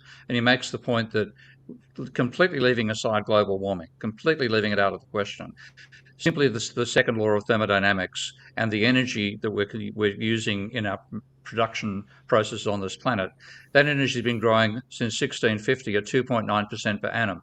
They said, what about if it grows at 2.3%, which of course is therefore less than the historical average? A 2.3% annual rate of growth of something means it increases by a factor of 10 every century. He says, you go, so 1 century is 10 times, 2 is 100, 3 is 1,000, and 4 is 10,000. And at that basis, if we continued growing our energy consumption at 2.3% per annum, the waste heat generated by the sheer thermodynamical principle, second law, in 417 years would raise the temperature of the globe to 100 degrees Celsius. So now that gets in your head. Forget about continued growth on a finite planet. Yes, mate. The way I teach the kids about exponential growth to get them going is I take a piece of paper and I fold it in half. Oh yeah. The thickness is twice as thick. I fold it in half again. It's twice as thick again, and so forth. You keep folding it, right? The thickness is growing exponentially. And I have the simulation.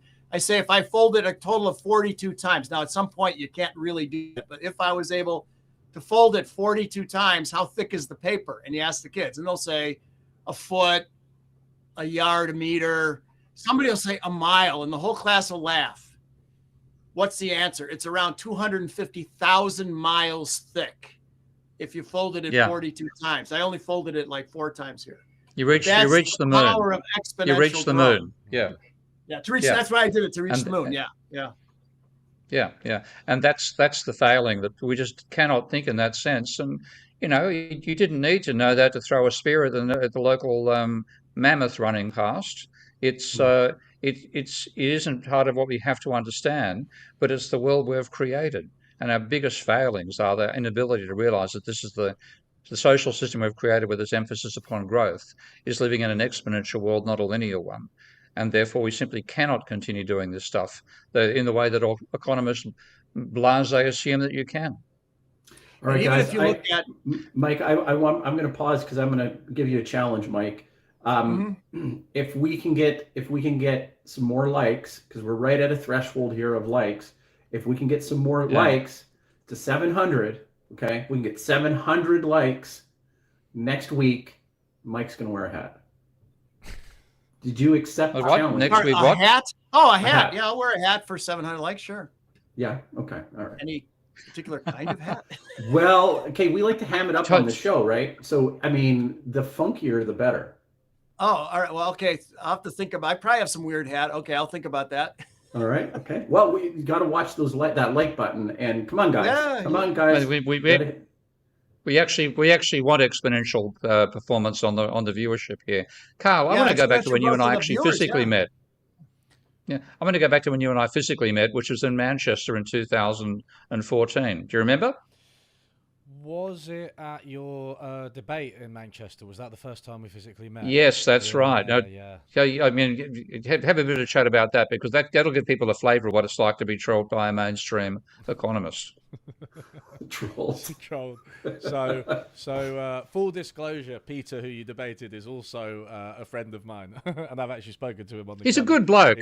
He's a good bloke. I mean, I'm not going to knock him as a human being. He's a nice guy, I agree. I made a video of that, and I was surprised about how vicious a disagreement could get.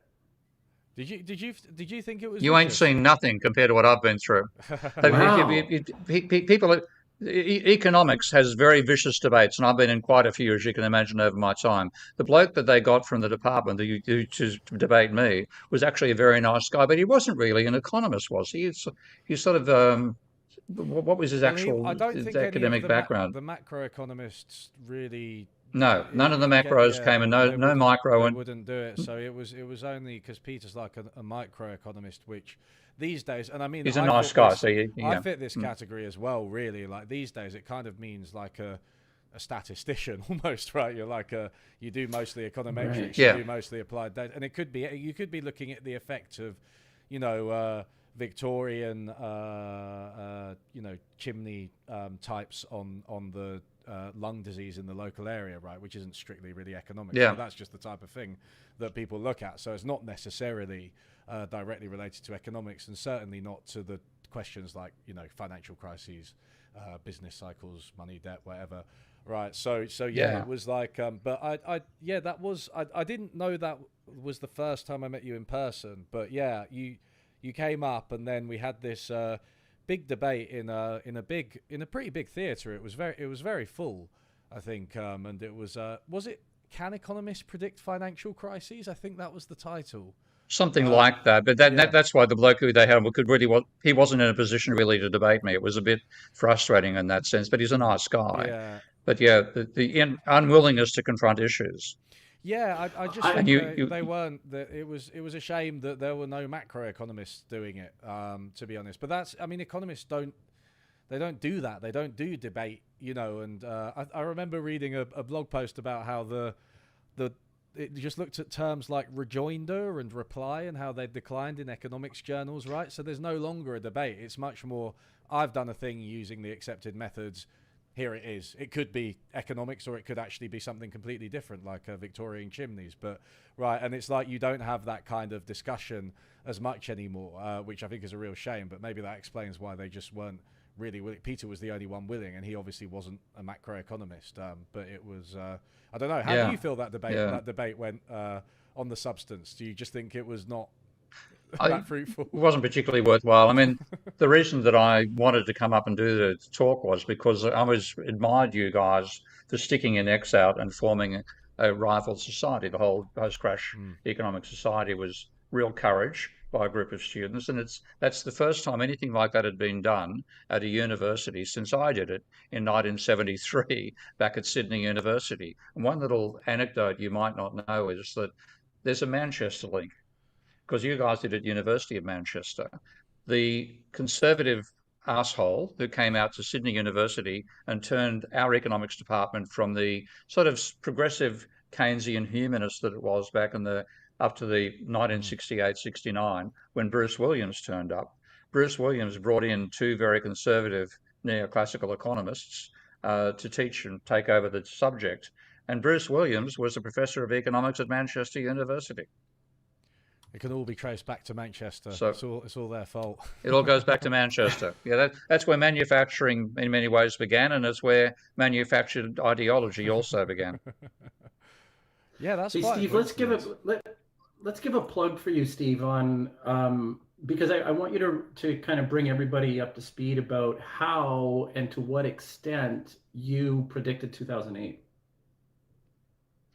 Well, I predicted it in a sense. It's what actually happened in 1992, because if you look at the paper I wrote in the Journal of Post-Keynesian Economics and published in 1995, and there's a story behind why it took 3 years for the paper to be published.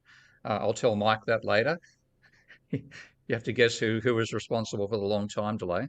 But the model was model of Minsky's financial instability hypothesis, and that it generated a set of cycles which diminished and then rose afterwards and leading up to a crisis.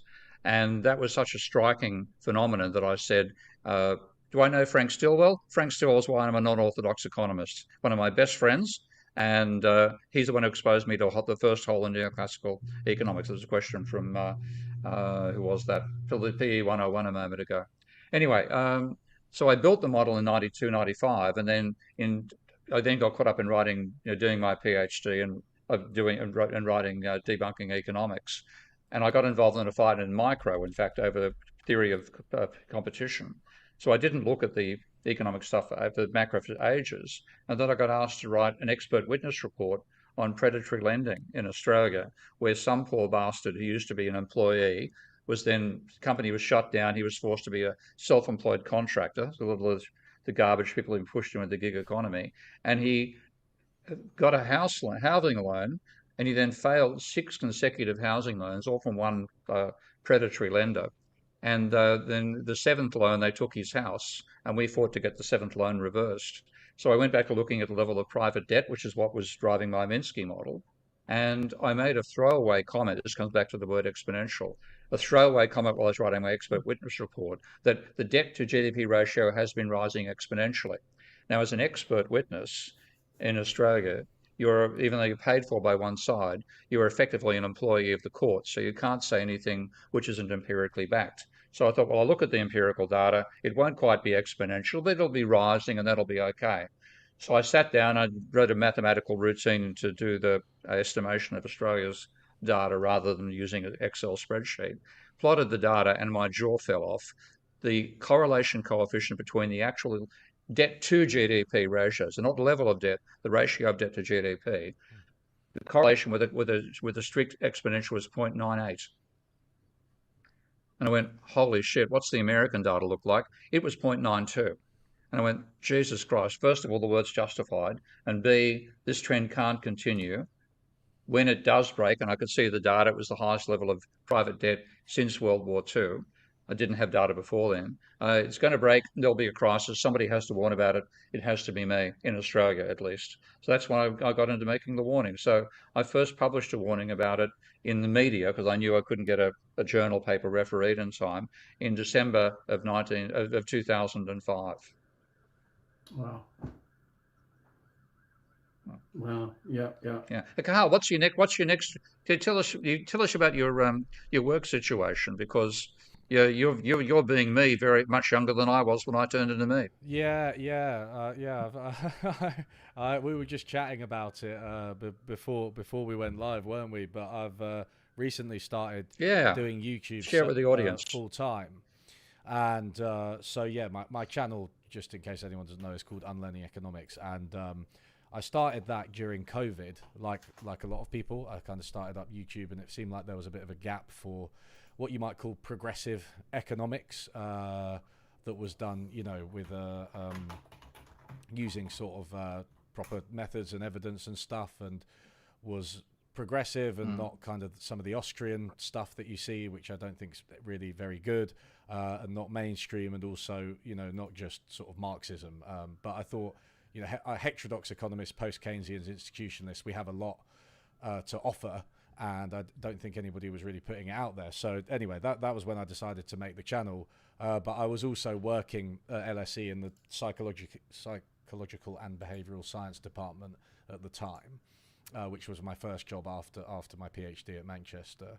And I was doing that while doing the YouTube channel, but it wasn't until late last year that I finally decided to take the plunge, and now I'm like fully self-employed, and just doing this full time, this and book writing, and trying to make a living. But it's it's pretty tricky. There's a lot of uncertainty about your income. I think it's something that there is, you waited unfortunately. to take the plunge, didn't you, Steve? And I guess that you probably had a bit more stability when you decided to do it than I do. Well, I don't know.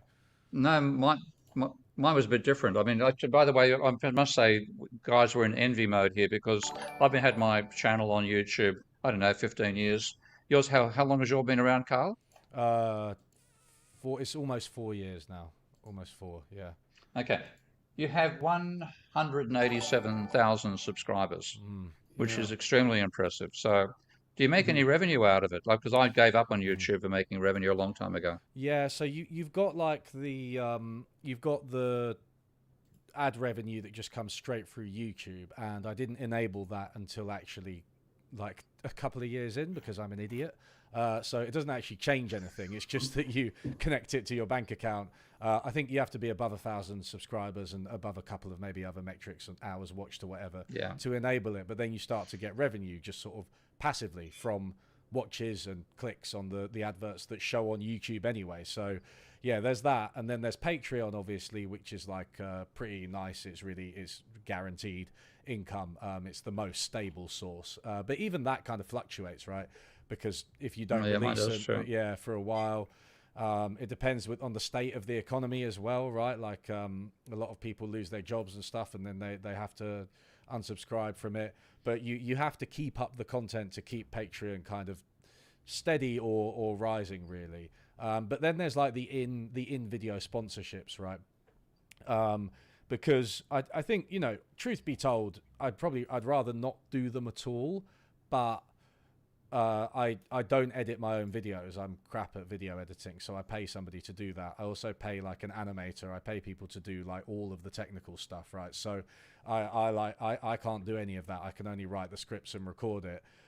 So really I need them. And yeah, those kind of, I've done sponsors for like a news website and sponsors for like a VPN as well, which is a very classic YouTuber one, right? But so that those are the main sources of income. But it all really just depends on keeping the content up, which is, you know, fine in a way, but you do feel that temptation to just keep churning out low quality content, which is obviously most of what YouTube is right these days, right? You know, reactions or you know, just sort of Mr. Beast copies or something like that. You see these people upload constantly. They upload constantly, and like they're getting really high views, and they just like financially obviously must be really secure. So it creates that tug. I don't think it's a great system, and I don't think that's an especially controversial thing to say. You gotta bury yourself alive like Mr. Beast did and do economics from underground or something to get millions of subscribers. Right? Yeah. Well, exactly. This is the problem. You don't have time to do original research, and that's one reason that I don't do a lot of posting, because when you're doing original stuff, if you get distracted to post this and post that, sometimes it actually helps in terms of giving you new ideas, but you've got to then sit down and develop the ideas thoroughly, and that takes time. Mm-hmm. Yeah. So how I interpret what the subscribers that Cahal has on his site, would you say 180,000, Steve? Yeah. But that's a so Jay Forrester would always tell me or ask me, he says, why are you writing for economics journals? He said, all you're doing is writing for other economists who don't care about the economy. They just care about economics articles and economics journals. And I said, well, you know, I have to get, you know, as a professor, that's what I have to do. He said, what you should be doing is writing for the general public, the business community. He said, there are people out there that aren't professional economists who write in economics who care about this stuff, and you've got to reach them. Now, he was telling me this before we had YouTube and, you know, really the internet and all that. So today we have the ability to do that, to reach out to people interested in economics, economic issues, but they're not professional economists in the orthodox tradition and what have you. And when I see 180,000 subscribers, that's 180,000 people who care about what you're saying, right? And I bet you they're not all professional economists. So that gives me hope that we have alternative routes around the economics profession to get our message out. You know, as Steve pointed out, Max Planck famously said, you know, science proceeds funeral by funeral. The profession is path dependent. There's such an installed base of neoclassical economists and neoclassical textbooks and what have you. To just turn that around suddenly or break it free is ridiculous. It's just not going to happen on any small time scale. So we got to go around them. Yeah. And I think social media outlets, whether it's X, Twitter, YouTube, whatever, provide hope that we can do that. I think that was a major realization as well for us at Rethinking Economics, and maybe Steve, the sort of we can't go through them, so we'll have to go around them kind of thing. And I think that's absolutely the internet's been so helpful in that, and social media, you know, for all its flaws. It is amazing that hundreds of thousands of people watch a video about economics, and my videos are long and they're a bit boring, I'll be honest with you, like, but I get comments saying, you know, I've taken notes on this, I've watched it multiple times, and I'm like, my students didn't used to do that, so this is like, it's great, right? Yeah. All right. Well, guys, you're looking at you actually have one of them, planned obsolescence will kill us all. You have 748,000 views. That's my best performing one. Slightly more views than you actually have subscribers. Now, I'm getting, you know, I'm sort of, when I haven't given a technical talk on the internet for a long time, and I haven't been recording conferences because I've been over here in Hungary for the last 6 months. But I was sort of disappointed to get sort of 2 to 5,000 views when I've got 4 times as many subscribers. So you're doing extremely well. They're getting, in some cases, more views than subscribers. Yeah, Yeah. it's a good thing. It's a good metric that if you're getting more views than subscribers. I mean, the thing is, you I'm release not. more frequently. Yeah, but it also depends on the type of content. I mean, there's this guy, Alex O'Connor. Cosmic Skeptic is his YouTube name, and he's makes extremely good videos. He's a really sharp guy, talks about religion and philosophical issues, but he on his normal videos he would frequently overperform or perform roughly around his subscriber count. But he's just started a podcast, right? And these podcasts are really, really good, but for a long form chat you see his metrics drop right down, right? And he's really good, consistently good, but it's just this type of thing. I don't think you get as many views as YouTube. You're looking at a fraction of your subscriber count, and they're usually uploaded because they are lower effort than scripting a video and releasing it. They usually release more frequently, and I think a higher frequency usually means lower views as well. So it's partly the type of content, I think. Yeah. And the other, and this is the, we got a question here. So this one's from Astrid. What is the state of microeconomics? Is the rational agent thrown out the window and replaced by behavioral econ? No, I mean, I don't think. I suppose those are two different questions, really. But I don't think that the rational agent has been thrown out of the window entirely. It's still the go-to. No, I mean, it's still takes center stage in economics degrees, including master's level and maybe even beyond. But it also, so most people will learn largely rational stuff. But if you're going to create an economic model, and you're not a behavioral economist and it isn't a behavioral economics paper, the go-to would still be the standard workhorse neoclassical model where you've got a basically rational agent, right? And the economists would just argue that they're not looking at irrationality in that context, they're looking at something else. So I think the state of microeconomics is probably better because there are more experiments and there's more data, like I mentioned earlier, and stuff. But in terms of the use of microeconomic theory, I don't think this goes back to what we were saying at the start, right? There isn't a behavioral theory. There's 161 different biases that tweak the main theory. So which one do you choose? I mean, prospect theory, which I did my thesis on, is arguably the one. That's loss aversion, like Carmen Tversky's type stuff. That's arguably the main one, but even that, there are different versions of it, right? So it's like the rational model is one of the reasons for its staying power. One of its perceived benefits is just that it's a standard core model that you can just use again and again, and we don't have that in behavioral economics yet. Steve? The reason that where they use it is because it cuts out any argument of agency by the government or any non-market force. Because the whole idea of rational expectations was each individual has in their mind a model of the economy identical to the model that we've put you into, and hey presto, because you have that model in your head, you completely neutralize any attempt by the government or any outside agency to change the behavior of the system. So it's actually there not because it behaves human individual behavior at all. Its real function is to say the government can't do anything, get out of the way. And it's the anti-government bias of neoclassical economics. That's why they'll continue using it despite the fact that it's an abject failure and it doesn't describe real human beings at all. There you have it. Mike, what's your what are your thoughts? I've been arguing along with some of my WPI colleagues and even Jay Forrester before he passed, although he didn't word it the way I'm going to word it. And I think there is an opportunity to reformulate microeconomics using system dynamics, using Minsky or the various tools that are out there. But you would, instead of taking a deductive top-down, and not in Steve's sense top-down, but the orthodox neoclassical approach of Descartes, start with a theory, derive a testable hypothesis, download a data set, and see if the numbers confirm the theory. You use a David Hume inductive pattern modeling approach, right? Where you start with a case study. And we, like Forrester used to do, go into companies and model what they do, right? And the interesting thing is, real quick, is he would find out that after talking to the marketing people and the finance people and the accounting people and the sales force and the shop floor guy, that everybody was doing something that was completely, I won't say rational, but made a lot of sense, right? There was nothing crazy going on here. And the people were well compensated for doing what they did.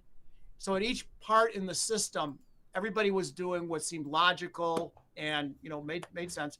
But when you hooked everything together, the overall system behaved improperly. And then you could say, well, how would you redesign it to behave properly? So you could do that for various firms, various case studies, right? And then finding regularities among the cases, you'd have generic structures or real typologies. And if there were any commonalities among those would be your general principles of microeconomics. And we would have accounting sectors and proper finance in these models, interacting with the real stuff, finding out what people really do when they price. Are you a price taker or a price maker? If you're a price maker, what do?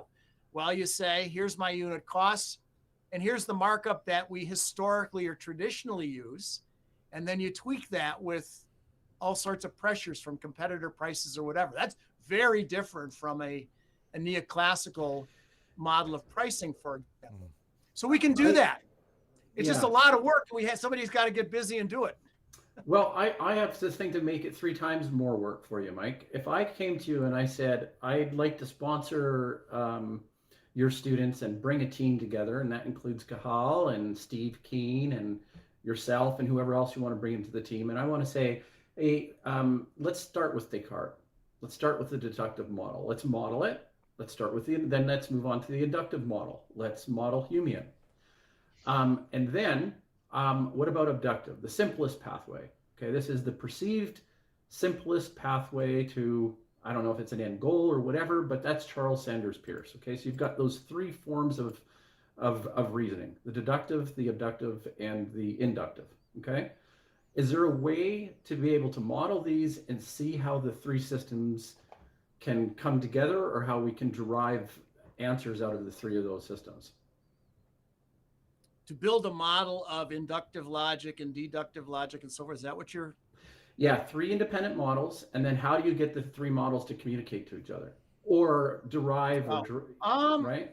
Well, if you're asking, can it be done in principle? Yeah, if somebody knows those domains and can precisely define the concepts, we can certainly model them. John Sturman has a model of Thomas Kuhn's structure of scientific revolutions, for example. Yeah. Oh, right. I'd like to see that. Yeah, and actually there's a follow-up model, whatever. So there's a whole bunch of rhetoric around it. It's very interesting. We had one guy who would come to the System Dynamics conference every year and show us his models of mystic experiences. No lie. He was an engineer, but he was into this thing. But point is, he defined all his concepts and was running simulations of mystic experiences. So you can do that sort of thing, but you have to be precise in the definitions of the concepts, and then we can write equations. I guess where I'm pushing for is to say, how do you synthesize these various different pockets of reasoning? Because if you can't get the systems to talk to each other, which in a human experience, we actually do have the systems that talk to each other. My deductive and inductive and abductive all kind of are part of, one larger description of what human consciousness is. So it seems to me that, unless it's fine to build out one particular form of reasoning and, base a model on inductive information gathering, but we know that's not sufficient either. So, the bigger question, the challenge to the discipline as a whole is to say, how do you take those 3 categories and how do you get those categories to just theoretically, how would you set up the experiment to have them, cross-pollinate and talk to each other? This sounds like we have to sit, Steve or I or somebody, one of our modelers has to sit with what a philosopher of science, is this epistemology? Where you get into knowing about Theory knowing. Of knowledge? I think the problem there, Dan, the problem there is that when you're talking about scientific revolution, you're talking about an evolutionary process. And I think system dynamics can do dynamic processes, but doing evolutionary processes is not something that fits within the system dynamics paradigm. I'd like to see that model, Mike, that Sturman model you mentioned. Yeah, I'll send you the papers. Anybody who wants them, just fire me an email. I'll send them along. That'd be good, yeah. final little thing I want to have a quick chat with Carl, but we're running up to a close 5 minutes to go. I met you guys also got Deborah Yilmaz to put on a special course. Oh, yeah. Tell us the story about that, because that shows what economics departments are like. Yeah, so this was a shame. So we Devrim Yilmaz, a lecturer at Manchester, and he was a heterodox economist, a post Keynesian, but he just taught normal macro in the neoclassical way, because that's what he was, obviously had to do. But then he kind of joined our cause a little bit, because he had some agreements with the post-crash economic society, and one thing that we got him to do was to put on a completely voluntary module in the evenings called Bubbles, Panics and Crashes, and it was really good. It was very post-Keynesian. There was a lot of history, kind of Charles Kindleberger type stuff, going back through the history of financial crises, looking at endogenous money, some critiques of the mainstream models. There was a bit of Marx in there as well, and it was really good, and it consistently had sort of, bear in mind this is in the evenings, not for credit, it consistently had 20 to 30 students, not just us from post-crash, but like other people as well. And it was really loved. And then the department said that they'd put it on. They said that they'd put it on as a real module the year after, and then sort of ended up reneging on their promise and just allowing Devrim's contract to expire instead. So we thought we were going to get, the post-crash economic society, we thought we were going to get this crash module put on, and we were like, well, we've almost achieved, our goal if that module's on the curriculum. But it wasn't to be, sadly. They just sort of let him go instead, and then we didn't get to all that financial crises either. And I think that pattern with heterodox economists, it does get repeated. You do see it again and again. Sometimes it's even worse. Sometimes there are times when they've been kind of forced out much more aggressively as well. But basically, you're not likely to get tenure if you are a heterodox economist, and you're not likely to get heterodox modules taught on syllabus and syllabi, and you're not likely to get heterodox papers published in any major journal either. Well, this is what that's Steve's exactly been the saying for experience years. that I had through my academic career. And just a bit more background on Devrim, because Devrim did his PhD at Manchester because he thought he was going to be going to a heterodox department, because in the past history that was dominated by a guy called Ian Steedman, who was a Schwaffian economist, and they used input-output dynamic, still equilibrium focused, unfortunately. Steedman and I had a fight over that at one stage, but still Schwaffian, very non-orthodox. And then when he got there, it was all DSGE. So he built a DSGE model. He hated the shit, but he did it. So he was capable of doing highly technical neoclassical work. And he worked there for 8 or 9 years, I think. And then after the course was put forward, they effectively sacked him. And this is what happens inside an economics department. They drive not orthodox people out. So the very first thing I did when I got my position at Kingston was I hired Devrim. Yeah. And the quality of the work he does now in dynamics is off the scale. And this is the sort of stuff we should be doing. And the last place it's going to happen is a neoclassical economics department.